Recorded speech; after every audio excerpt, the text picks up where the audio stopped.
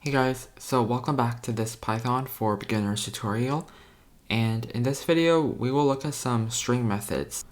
So there are also many other methods they can use on strings, there are a lot of them, but I've chosen 6 of the most commonly used that people use to format or do something to their strings. Okay, so yeah, let's get right into it. So the first method, or actually function, is the length function. And what it does is it returns the length of the string, or how many characters are in the string. So if I type a string such as hello here, it would have 5 characters because there would be an H, E, L, L, and O. So that's 5 characters. So to use the length function on this string, you simply have to type len and then put hello into the parentheses. So this will basically return the number of characters. And if I print it out, and this should give us 5 if I run the program. See, so it returns 5. And also, just so you guys know, spaces are also count as a character. So if I type a space here, this should give me 6 instead of 5 because the space here is also a character. See, so it gives us 6. Okay, so now that we know how len works, let's look at the next one. So that's the dot upper method. So we will type a string. Let's do hello again. And if we were to use the dot upper method, we would do hello and then type dot upper after that. And basically what the dot upper method does is exactly what it says. So it makes all of these letters in the string capitalized. So if I were to print this now, we should get hello, but in all capital letters. Just like that. Okay, so now let's look at the dot lower. And that just does the opposite of the upper function. So if we change this to lower, that will just give us all lowercase letters. So if we gave a uppercase letter like this, it will make it a lowercase letter. And let's just change more of them into uppercase, in fact all of them to uppercase. And if we use the dot lower now, it makes them all into lowercase. Okay, and the next one is capitalize. So again, this does exactly what it says. So if you were to have a letter, a word in a string that is not capitalized, then if you run this, it makes the word capitalized. So it only capitalizes the first letter in the string. So now we know how that works. Let's look at the dot strip method. And what the dot strip function, the method does, is it removes any of the spaces around the word.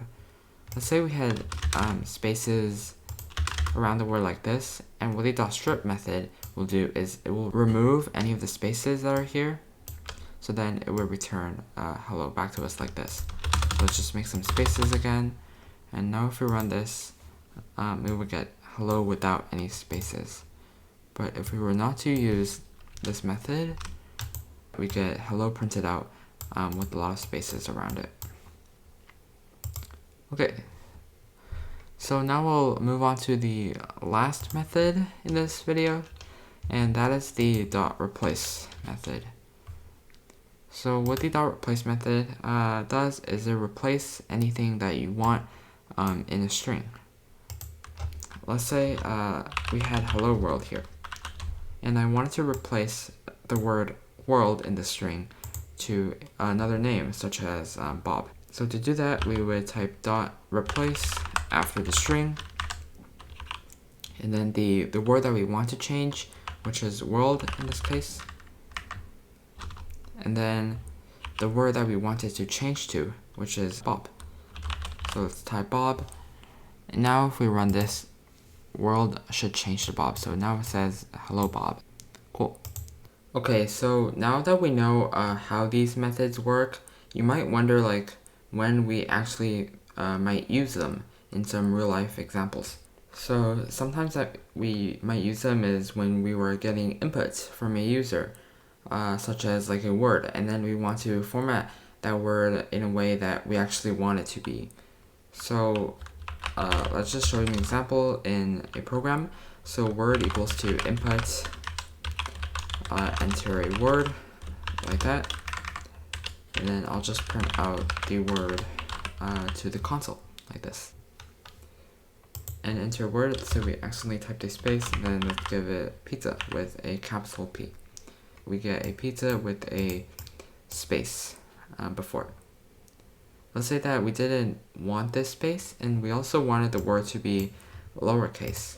This is when we can use string methods. So when we are printing out the word, we can use some string methods on it. So first, we wanted to make it lowercase. So let's use the .lower method like that. And also you can use many methods on a single string. So we also wanted to remove the space. So let's use the .strip method like this. And now if we print this, let's do it again. So pizza. And now if we print this, notice that the space is gone, and we also got the lowercase p. So now it's a lowercase word. Cool. So another way we can use this is, remember we did the rock, paper, scissors program last time? And we had the user enter a choice of rock, paper, scissors. Well, let's say that if they type like a capital R instead of a lowercase r in the word rock here, well, the program wouldn't work, because here in the if statement, this is case sensitive, and if it's a capital R, it will be not equal to rock anymore. So I will just show you. So it says rock, paper, scissors. Let's give it a capital R like this, and computer chose paper, and we didn't get any result because it's a capital R and did not recognize this as rock.